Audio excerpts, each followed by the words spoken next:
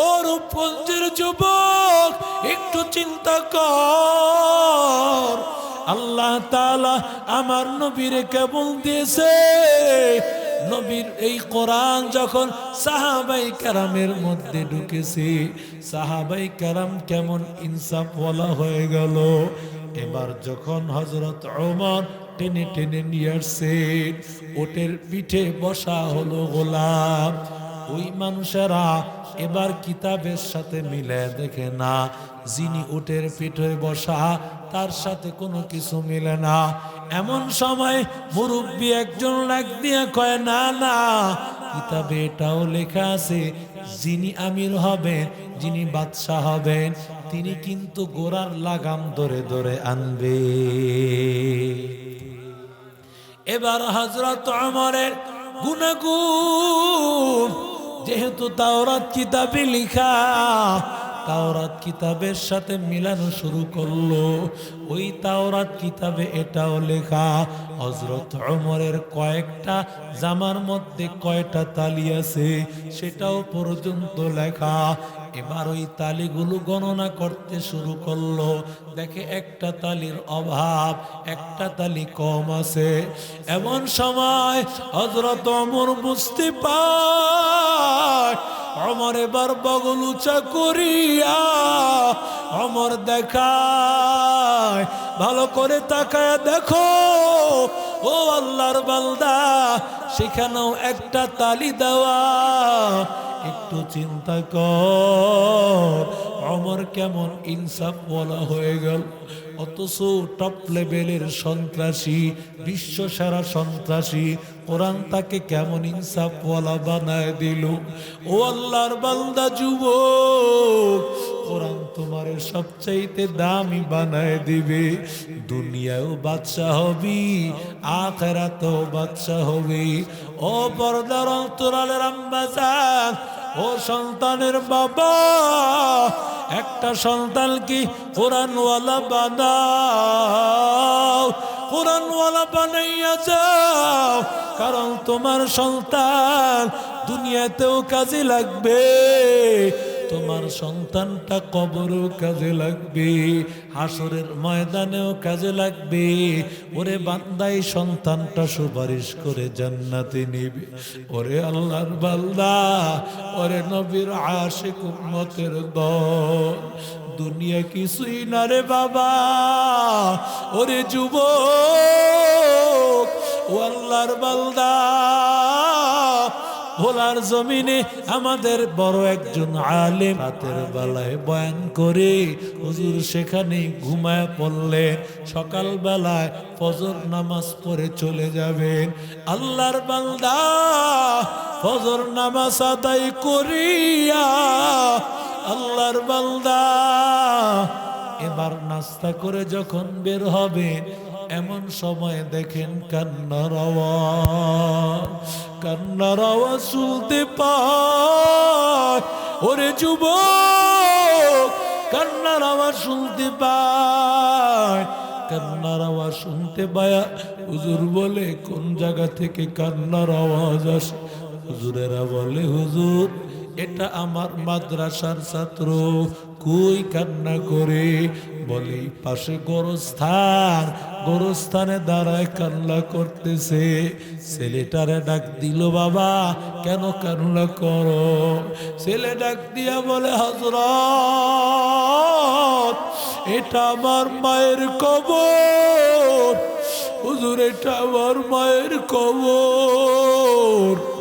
হুজুর আমার মা বাবা দুনিয়া থেকে বিদায় হয়ে চলে যাওয়ার পরে আমার মা অন্যের বাড়িতে কাজ করে আমারে পড়ায়, অন্যের বাড়িতে কাজ করে কষ্ট করে করে পড়ায়। আমি যখন কোরআন শরীফের সবক নিলাম, ওই দিন আমি আমার মাকে গিয়া বললাম, হুজুরেরা বলেছেন বাতাসার ব্যবস্থা করার জন্য, কিছু মিষ্টান্নের ব্যবস্থা করা।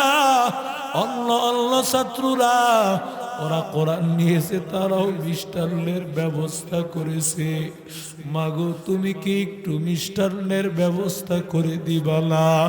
মায়া বলে বাবারে তুই তো জানো আমি মা কত কষ্ট করে তোরে পড়াই।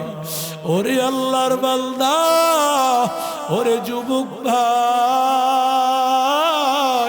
ওরে আল্লাহর গোলাম, বলে হুজুর আমার মা এবার আমার জন্য বাতাসা আনতে চলে গেল। যখন আমার মা কাজ করতে গিয়েছে, কাজ করিয়া বাতাসা কিনেছে, মিষ্টান্ন কিনেছে, এবার আমার মা মাদ্রাসায় আসতেছে। আল্লাহর কুদরত, রাস্তা অ্যাক্সিডেন্টে আমার মায় নাই, আমার মায় বিদায়। হুজুর আমি আজকে কোরআনের হাফেজ হয়েছি, গতকালকে আপনি আমার মাথায় পাগড়ি পরে দিয়েছেন।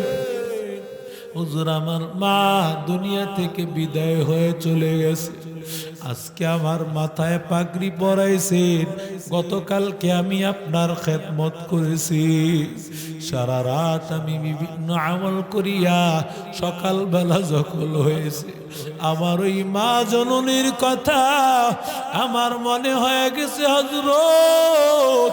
এবার আল্লাহর বান্দা ডাক দিয়া কয়, ওরে বাবা, ও আল্লাহর বান্দা, সন্তান যদি সূরা ইয়াসিন পড়নেওয়ালা হয়, কোরআনের হাফেজ হয়, ওই সন্তান যখন মা বাবার কবরের সামনে তাকাইয়া সূরা ইয়াসিন পড়িয়া মা বাবার জন্য দোয়া করে, ভাই আল্লাহর কাছে দোয়া করতে দেরি, চোখের পানি ফালাইতে দেরি হবে, আমার আল্লাহ তাকে জান্নাত দিতে দেরি হবে না, ঠিক কিনা?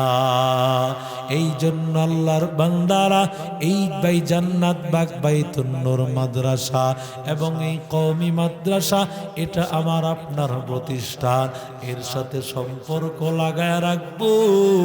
মোহতামিম সাহেব আমার বড় মহব্বতের মানুষ, আল্লাহওয়ালা একজন আল্লাহর গোলাম, আল্লাহর ওয়ালা আলেমদের সাথে সম্পর্ক লাগাইব। এই কোরআনের প্রতিষ্ঠান মাঝে মধ্যে দুপুরে গিয়া মাদ্রাসার ছাত্রদের অবস্থা দেখব, ছাত্ররা কি খাইলো বাবা।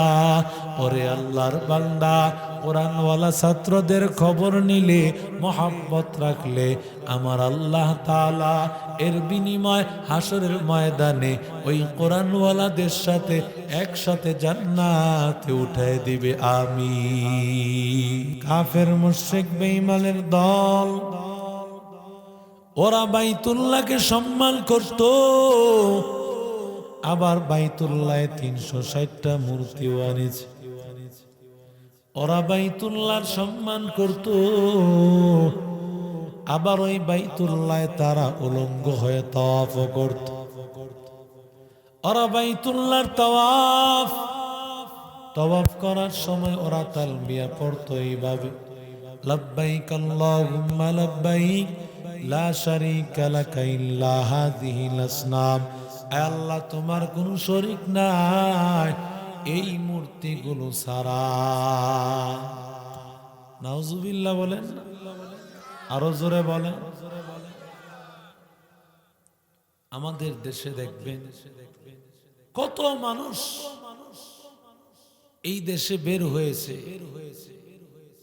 কিছু হইলেই বাবার কাছে গিয়া সেজদা কইয়া বাবার কাছে চায়। কথা কোন ঠিক না বেঠিক? আরো জোরে বলেন। হিন্দুরা চায় মূর্তির কাছে, মুসলমানরা চায় মুর্দার কাছে, না হয় জিন্দার কাছে, ঠিক না বেঠিক? জোরে বলেন তো, কবরওয়ালা দিতে পারে? আরো জোরে কন। বাবার কাছে গিয়া বলে বাবাই দে, তাকায় দেখে আসলে বাবারই ভাগ্য নাই, জাইঙ্গা পিন্দনেরও ভাও নাই। কথা কন না কেন? ল্যাংটাও এই দেশে পীর, বাবার অভাব নাই, কুতুববাগি, রাজারবাগি, দেওয়ানবাগি, পাইল্লাসা বাইল্লাসা। ওরে আল্লাহর বান্দা টাকা দেখ, মাইজ বান্ডারি, ছোট বান্ডারি, বড় বান্ডারি। ওরে আল্লাহর বান্দা বাবার অভাব নাই, মাজারের অভাব নাই। মাঝখানে চট্টগ্রামে একটা মাজার হয়েছে, হযরত কুত্তাশা। কিসা? আরো জোরে কম। খিরে ভাই কুত্তাশাকে বলে হুজুর, এক পীর সাহেব কুত্তা পুষতো তো, ওনার ইন্তেকালের পরে এই কুত্তাটা দিয়ে একটা মাজার বানানো হয়েছে, এইটারে বানা দেওয়া হয়েছে হযরত কুত্তাশার মাজার। কথা কয় না? কিসের মাজার?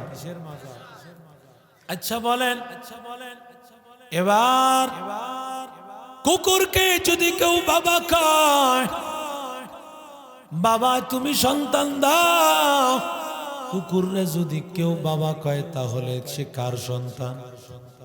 কথা কয় না? কুকুরের সন্তান কয় না, বলবেন ফুটফুটে সুন্দর। কথা কন ঠিক না বেঠি? এরে আল্লাহর গোলাম, ওদের চিন্তা মুশরিকরা যেমন চিন্তা করত এগুলো আমাদেরকে জান্নাতে নিবে। বর্তমানে কিছু আল্লাহর বান্দা এমন আছে, চিন্তা করে যা করি না কেন বাবার কাছে মুরিদ হইলে নামাজ রোজা রাখে না। কথা কন ঠিক না বেঠি? কিরামাল কাতিবিন, রোজ হাসরের দিন, কিরামাল কাতিবিন, রোজ হাসরের দিন আল্লাহর কাছে যদি করে অভিযোগ, আমি বলবো সেদিন ছিলাম খাজা বাবার লোক। কথা কন না কেন? এই কথা কইলে উপায় আসেনি? আরো জোরে কন। খাজা বাবার নিজেরই তো উপায় নেই। আরে হাসরের ময়দানে নবীরাও পর্যন্ত নাফসি নাফসি করে। কথা কন না কেন? এরে আল্লাহর গোলাম, হওয়া দরকার ছিল এমন কিরামাল কাতিবিন, রোজ হাসরের দিন, কিরামাল কাতিবিন, রোজ হাসরের দিন আল্লাহর কাছে যদি করে অভিযোগ, আমি বলবো সেদিন ছিলাম মুহাম্মদের লোক। আল্লাহু আকবার বলে। এরে আল্লাহর গোলাম, মায়ার নবী বলেন এক আল্লাহর ইবাদত করো, কারো সামনে মাথা নত করা যাবে না। এবার কাফের মুশরিক বেঈমানেরা বলে এটা আবার কেমন কথা? কারণ আমরা 360টা মূর্তি, এগুলো দিয়ে আমরা 360 দিনে 360টা মূর্তি বানাইছি, এরা আমাদের প্রয়োজন পূরণ করে। মুহাম্মদ কি বলে? এক আল্লাহ ছাড়া কাউকে নাকি মানা যাবে না। যখন কোরআনের আয়াত নাজিল হলো, ওয়াইদা কিলা লাহুমুসজুদু লিররহমান,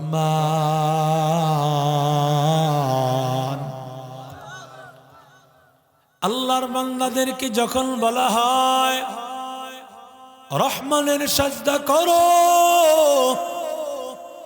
তখন বলে আনাসজুদু লিররহমান, আমরা কি করে রহমানের সাজদা করব? মুহাম্মদ তুমি না বললা আল্লাহ ছাড়া কাউকে সাজদা করা যাবে না, তাহলে রহমানের সাজদা করা যাবে কিভাবে? ওরা জানে না আল্লাহ যার নাম রহমান ও তার নাম। ইয়া ইলাহি তু মেরা মাবুদ হ্যায়, या इलाही तू मेरा माशूक है, या इलाही तू मेरा गफ्फार है, या इलाही तू मेरा सत्तार है, या इलाही मुझसे मुझको दूर कर, ताकि देखो मुझ में तुझको एक नजर, और तमन्ना दिल से रुखसत हो गई, अब तू आजा अब तू खलवत हो गई, बुजुर्गी की नहीं हमको जरूरत, गुलाम अपना बना ले ऐ खुदाया। जोरे बोलेन अल्लाहु अकबर। अर्रहमान अल्लमल कुरआन खलकल इंसान अल्लमहुल बयान। আল্লাহ বলেন আর রহমান। সূরা আর রহমান থেকে নিয়ে শুরু থেকে নিয়ে শেষ পর্যন্ত আল্লাহ তাআলা এই সূরা নাজিল করে আল্লাহর বান্দারা যখন জানতে চেয়েছে রহমান আবার কি জিনিস, আল্লাহ সূরা আর রহমান থেকে রহমান কোন সত্তার নাম, রহমানের পরিচয় আল্লাহ সূরা আর রহমানে দিয়েছে। সুবহানাল্লাহ, জোরে বলেন। আল্লাহ বলেন আর রহমান আল্লামাল কুরআন। রহমান হলেন ওই আল্লাহ যিনি নাকি বান্দারে কোরআন শিখিয়েছেন। খলাকাল ইনসান, মানুষ বানিয়েছে। রহমান হলেন তিনি, কোরআন শিখিয়েছেন যিনি, মানুষ বানিয়েছেন যিনি। ওরে আল্লাহর বান্দা ও রূপগঞ্জের মুসলমানেরা, আমাকে একটু বলেন, আগে মানুষ দুনিয়াতে আসে নাকি আগে মানুষ কোরআন শিখে? কথা বলেন। আগে দুনিয়াতে আগমন, এরপরেই না শিক্ষা? আল্লাহ বলেন মানুষকে আমি আল্লাহ কোরআন শিখিয়েছি, মানুষ বানিয়েছি। কেন বলেছেন? মুফাসসিরিনে কেরাম এর ব্যাখ্যায় লিখেছেন আল্লাহ বুঝাইতে চান হাতে পায়ে মানুষের হাত পা, মানুষের যে অঙ্গ প্রত্যঙ্গ, এগুলো দিয়া মানুষের বডি হয়, আসল মানুষ হয় না। কথা বলেন ঠিক না বেঠ? মানুষ একটা মানুষ হলো দেখাশোনায় মানুষ। মানুষের আসল গুণ কি যদি বলো? মানুষের আসল গুণ হলো খাওয়া, তাহলে মানুষের চাইতে বড় মানুষ হবে গরু। কথা কর না কেন? গরু কি মানুষের চেয়ে কম খায় না বেশি খায়? কথা বলেন। যদি বলো মানুষের আসল গুণ হলো ঘুমায় থাকা, তাহলে মানুষের চেয়ে বড় মানুষ হবে গাধা। কথা কোন ঠিক না বেঠ? গাধার দ্বারাও ঘুমায়, ঠিক কিনা বলে? যদি বলো বান্দা সন্তান হওয়া মানুষের গুণ, তাহলে বলবো কুকুর মানুষের চাইতে সবচেয়ে বড় মানুষ, কারণ কুকুরের বাচ্চা বছরে হয় 7-8। কথা কন না কেন? তাহলে মানুষের আসল গুণ কি? আল্লাহ বলেন ওয়ামা খালাকাতুল জিন্না ওয়াল ইনসা ইল্লা লিয়াবুদুন।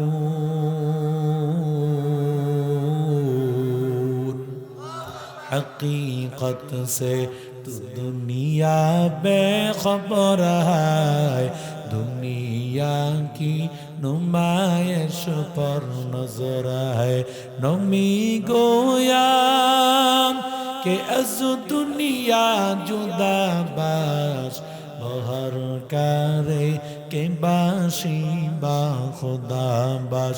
जिसते दुनिया अज खुदा गाफिल बुदान, नहीं को माशुक नकरा हो फर जिंदजा।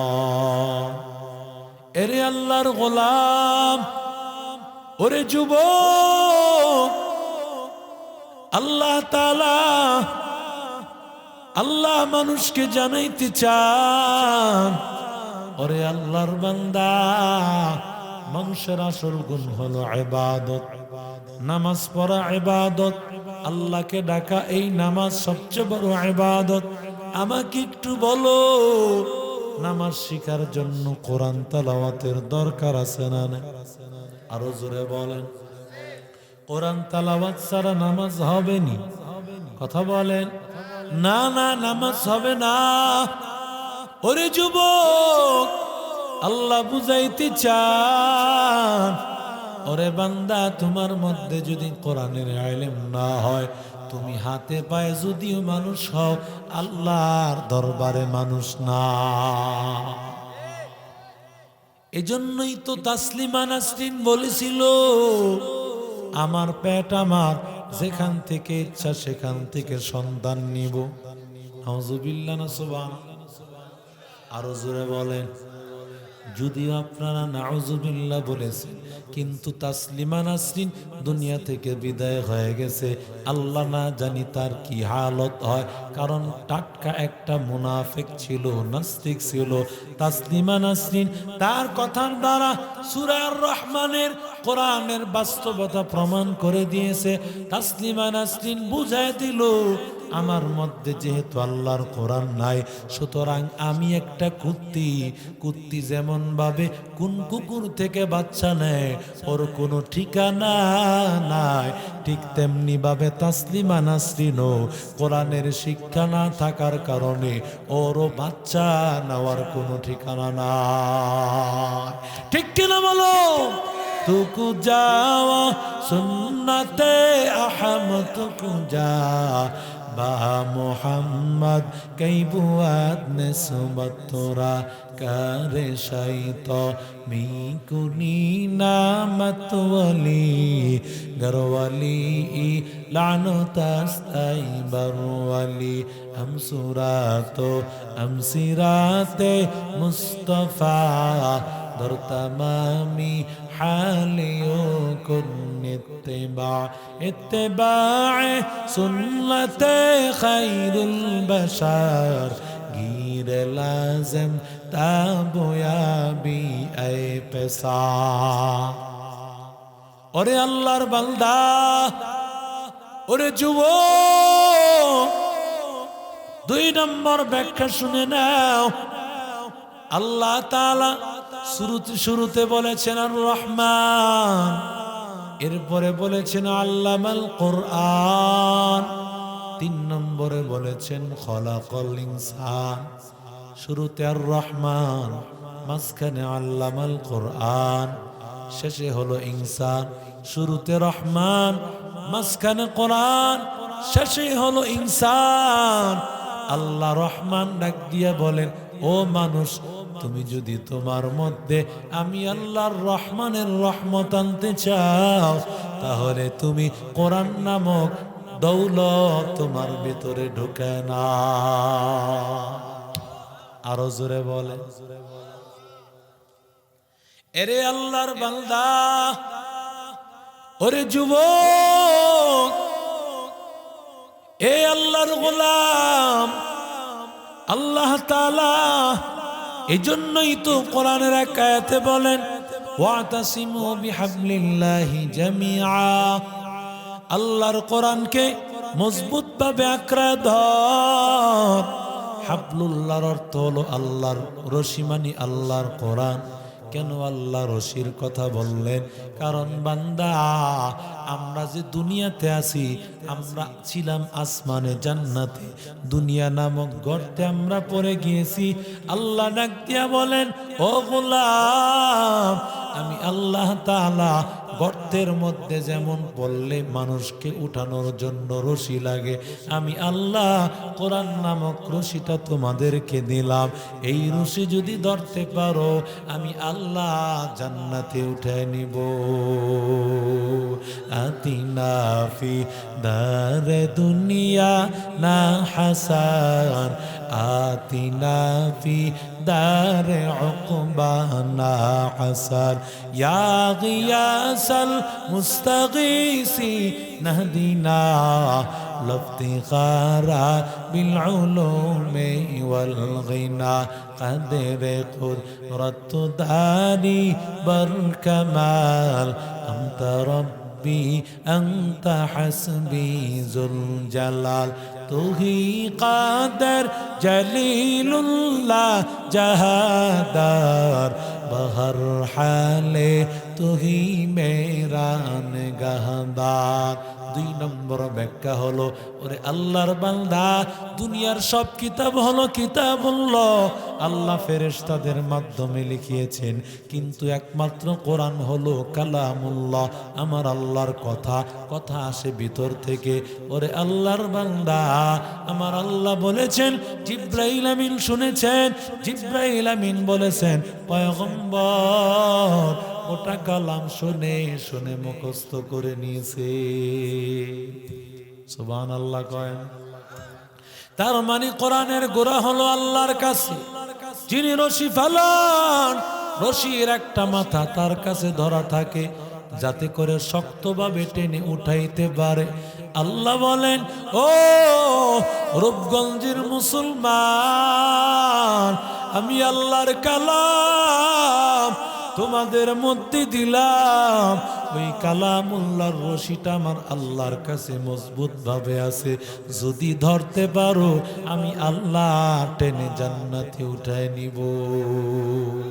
মুসলমানি বুয়াদ গারদান নেহাদান আইনানে খুদ বদস্তে খাজাদাদান গর্ব সুরত আদমি ইনসাবুদে আহমদোবো জালো হামেক সাবুদে আদমিরা আদমিয়ত লাজেমাস উদরা গরবুনা বাশদ হয় জামা।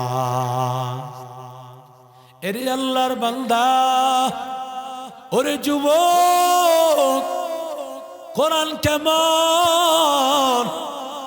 ওরে আল্লাহর বান্দা, দিলের কানটা লাগাইয়া শুনো, কোরআন এমন একটা দামি কালাম, কালামের সাথে এমন সম্পর্ক যাদের হবে আল্লাহ তাআলা যুগ শ্রেষ্ঠ বানায় দিবেন। দেখো না, কোরআনটা যেই জমিনে নাজিল হয়েছে ওই জমিনটার দাম আল্লাহ বাড়ায় দিয়েছেন। যেই এলাকায় নাজিল হয়েছে ওই এলাকার দাম আমার আল্লাহ বাড়িয়ে দিয়েছেন। যেই মাসে নাজিল হয়েছে ওই মাসকে আল্লাহ দামি বানায় দিয়েছেন। কোরআন এমন দামি একটা কালাম, সবচাইতে খারাপ মানুষগুলোকে আল্লাহ সর্বসেরা বানিয়ে দিয়েছে, সবচাইতে খারাপ এলাকাকে আল্লাহ সবচাইতে দামি বানায় দিয়েছে। ওরে আল্লাহর বান্দা, ওরে যুবক, ওমরের মতো এমন খারাপ মানুষ ছিল নি? কথা কন না কেন?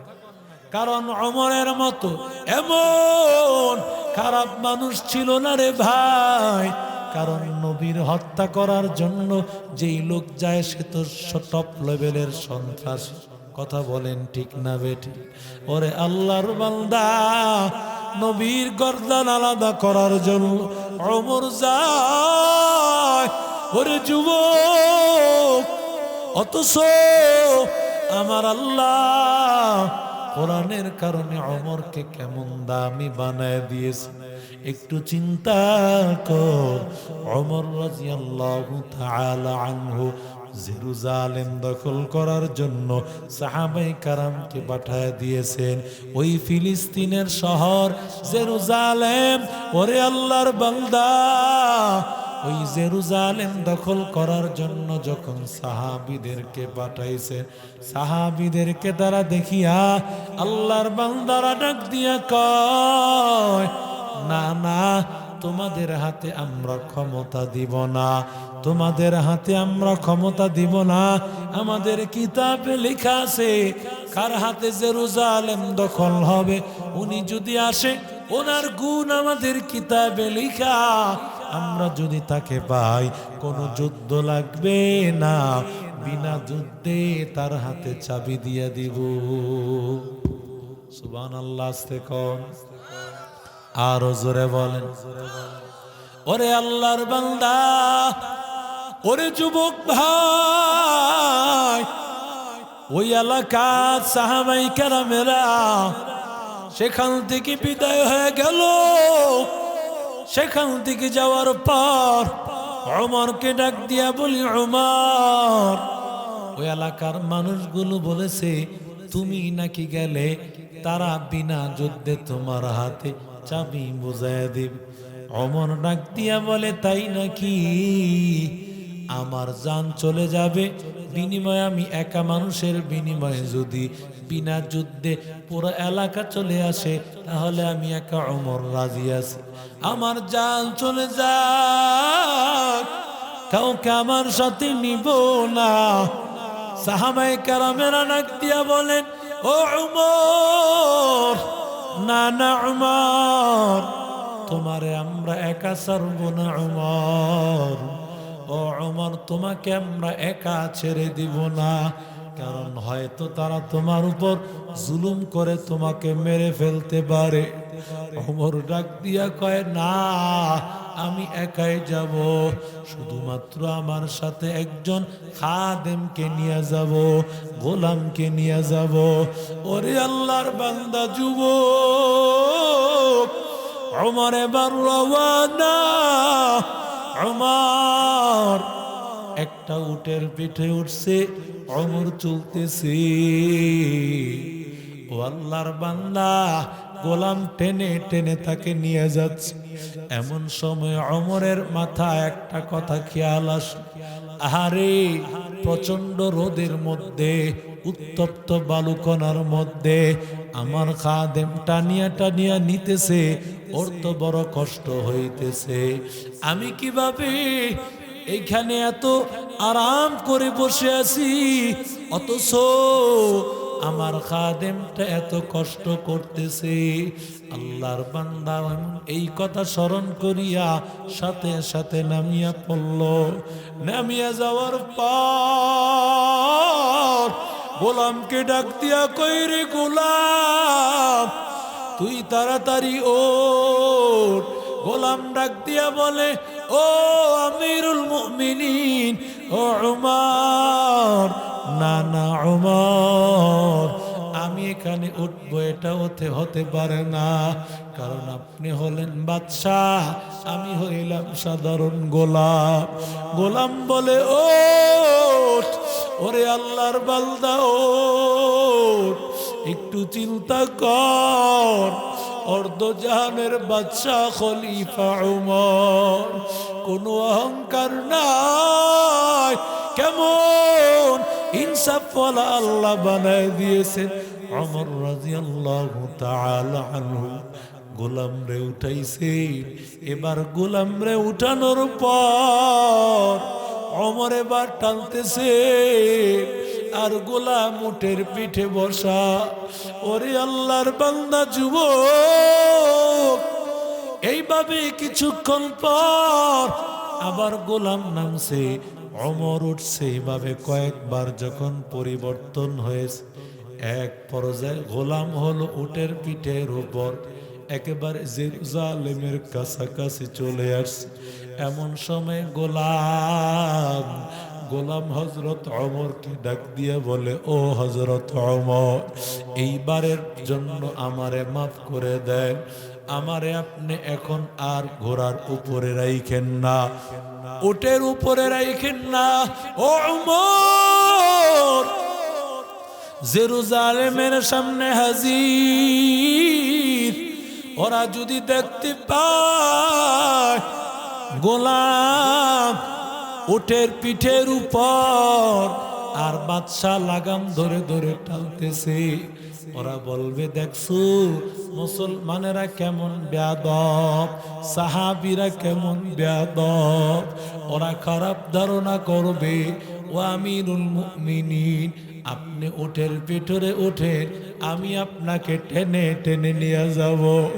ওমর চোখের পানি ফালায়া ওমর ডাক দিয়া বলেন, ও গোলাম, ভালো করে শুনে নাও, তুমি এই পর্যায়ে তুমি উটের পিঠে থাকবা, আমি নিচে থাকবো, কারণ আমি যদি নিচে নামিয়া যাই হাসরের ময়দানে যদি আল্লাহ জিজ্ঞাসা করেন, ও ওমর, তোমার পালা যখন ছিল না, এরপরও তুমি তোমার পালা নিয়েছো, তোমার ভিতরে অহংকার, তুমি তোমার গোলামরে কষ্ট দিয়েছো, তখন আমি কি জবাব আল্লাহর কাছে দেব?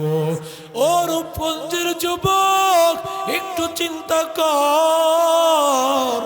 আল্লাহ তাআলা আমার নবীরে কেবল দিয়েছে। নবীর এই কোরআন যখন সাহাবাই কেরামের মধ্যে ঢুকেছে, সাহাবাই কেরাম কেমন ইনসাফ ওয়ালা হয়ে গেল। এবার যখন হযরত ওমর টেনে টেনে নিয়ে আসছে, ওটের পিঠে বসা হলো গোলাম, ওই মানুষেরা এবার কিতাবের সাথে মিলে দেখে না, যিনি উটের পিঠে বসা তার সাথে কোনো কিছু মিলে না। এমন সময় মুরব্বী একজন ডাক দিয়ে কয়, না না, কিতাবে এটাও লেখা আছে, যিনি আমির হবেন, যিনি বাদশাহ হবেন, তিনি কিন্তু গোরার লাগাম ধরে ধরে আনবে। এবার হযরত ওমরের গুনাহগুণ যেহেতু তাওরাত কিতাবে লেখা, তাওরাত কিতাবের সাথে মিলানো শুরু করলো। ওই তাওরাত কিতাবে এটাও লেখা, হযরত ওমরের কয়েকটা জামার মধ্যে কয়টা তালি আছে সেটাও পর্যন্ত লেখা। এবার ওই তালিগুলো গণনা করতে শুরু করলো, দেখে একটা তালির অভাব, একটা তালি কম আছে। এমন সময় হযরত ওমর বুঝতে পায়, ওমর এবার বগল উঁচা করিয়া ওমর দেখায়, ভালো করে তাকায় দেখো ও আল্লাহর বান্দা, সেখানেও একটা তালি দেওয়া।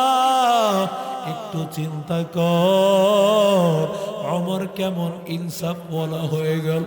অথচ টপ লেভেলের সন্ত্রাসী, বিশ্ব সেরা সন্ত্রাসী, কোরআন তাকে কেমন ইনসাফ ওয়ালা বানায় দিল। ও আল্লাহর বান্দা যুবক, কোরআন তোমার সবচাইতে দামি বানায় দিবে। দুনিয়াও বাদশা হবি, আখিরাতেও বাদশা হবি। ও পর্দার অন্তরালের আম্মা জান, ও সন্তানের বাবা, একটা সন্তান কি কোরআনওয়ালা বানাও, কোরআনওয়ালা বানাইয়া যাও, কারণ তোমার সন্তান দুনিয়াতেও কাজে লাগবে, তোমার সন্তানটা কবরেও কাজে লাগবে, হাসরের ময়দানেও কাজে লাগবে। ওরে বান্দাই সন্তানটা সুপারিশ করে জান্নাতে নিবে। ওরে আল্লাহর বান্দা, ওরে নবীর আশিক উম্মতের দল, দুনিয়া কিছুই না রে বাবা। ওরে যুবক, ও আল্লাহর বান্দা, ভোলার জমিনে আমাদের বড় একজন আলেম বয়ান করার জন্য গিয়ে